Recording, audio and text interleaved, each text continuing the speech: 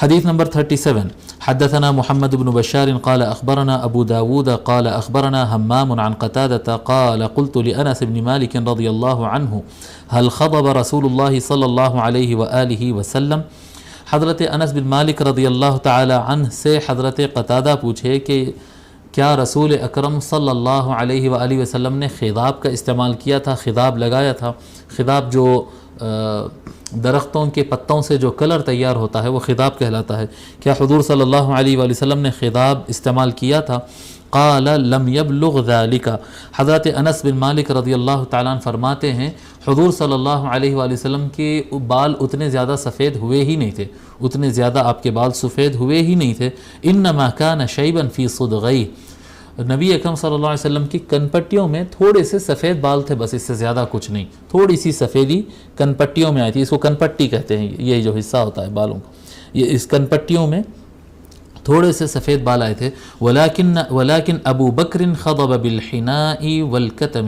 لیکن سیدنا ابو بکر صدیق رضی اللہ تعالی عنہ نے حنا سے، حنا کہتے ہیں نا مہندی حنا سے بھی آپ نے اپنے بالوں کو رنگا تھا، یعنی خضاب استعمال بطور خضاب استعمال کیا تھا. والکتم، جیسا حنا ایک درخت ہے جس کے پتوں سے مہندی کا رنگ تیار ہوتا، اسی طرح سے ایک الکتم بھی ہے.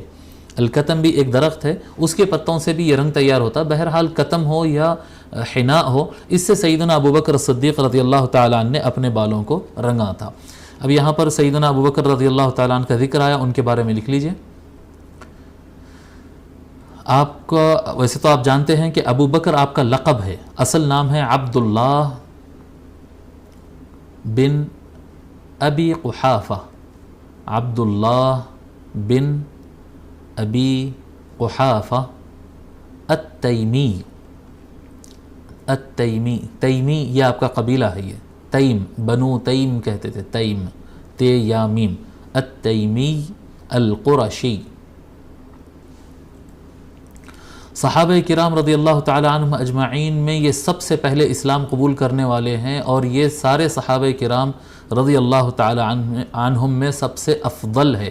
سب سے پہلے اسلام قبول کیے، سب سے زیادہ اسلام کی خدمت کیے، اور سب سے افضل ہے یہ تمام صحابہ کرام رضی اللہ عنہم اجمعین.